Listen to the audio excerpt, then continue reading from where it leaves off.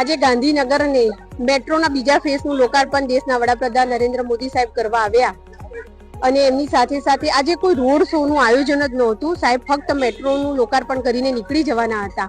પણ જ્યારે સાહેબ લોકાર્પણ કરીને નીચે ઉતર્યા ત્યારે જોયું કે ગાંધીનગરની ખૂબ સારી જનતા છેલ્લા 3-4 કલાકથી અહીંયા ઊભી હતી સાહેબના એક દર્શન કરવા માટે, સાહેબની એક ઝલક જોવા માટે છેલ્લા 3-4 કલાકથી અહીંયા ગાંધીનગરના નગરજનો ઊભા હતા. ત્યારે સાહેબ એમની ગાડીમાં બેસવા જતા હતા, પણ ગાડીમાંથી ઉતરીને સાહેબે બધા જ નગરજનો જે જય સોમનાથના નારા લગાવતા હતા એ નારા ઝીલવા માટે, એમના અભિવાદન ઝીલવા માટે સાહેબ બધાને મળતા નીકળ્યા. फेज 2 में 2 फेज में हमने काम किया था.